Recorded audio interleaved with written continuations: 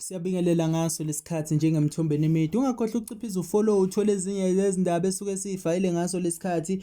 Olunye lodaba ezivula ngalo oluhle kakhulu esilibone lapha esigudleni zokuxhumana ilapho uLusanda ibhovu elincane efisela insizwa lapha uSomandla igcoka amalabangisole abanye bayibiza ngomkhulungwane ngokuhlukahlukana kwamaciko abantu befisela okuhle kubalabona omthandeni. Iphinde yaveza lensizwa ashayele kakhulu umthandeni ihlombo okwazile ukuyiseka futhi yakuveza lensizwa ukuthi umthandeni uyitshelile ukuthi ithembe ngomsebenzi wayo. Yaphinde yabala abaculi abanjengoKhuthuza ukuthi bayisike kakhulu. Sibonile uMdumazi futhi ukwazile ukuyiseka lensizwa lapha emcimbini kaGatsheni. Ngeke sakhohlwa uGatsheni ukuthi akwazi ukubiza lensizwa emcimbini kade wenze lapho Phongola zinika ithuba lokuthi zenze noma zidlale umsebenzi wazo omuhle kakhulu.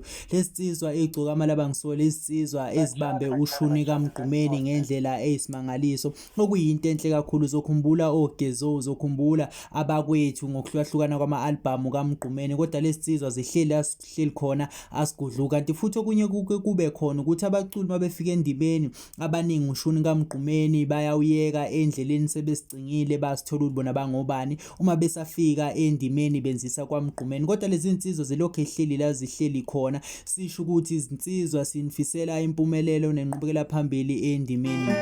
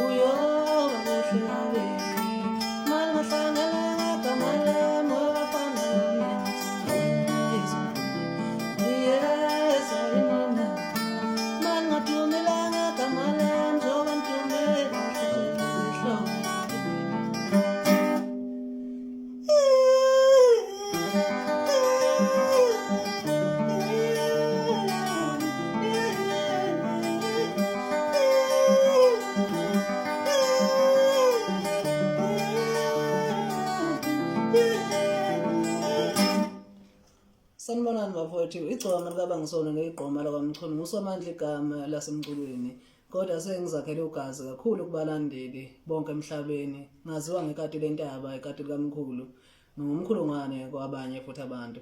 Siyanithanda kakhulu bafowethu, kuhle kakhulu lokho enisitshengisa khona, indlela nesithenga ngayo ezitolo nangendlela nje nesibeke ngakhona ezingeni. Siyabonga kubo bonke abafowethu abalokhu bephatha igama likaSomandla kuyona yonke into abayenzayo. Lokho kusinika amandla kakhulu futhi kuyasitshengisa ukuthi singobani kini.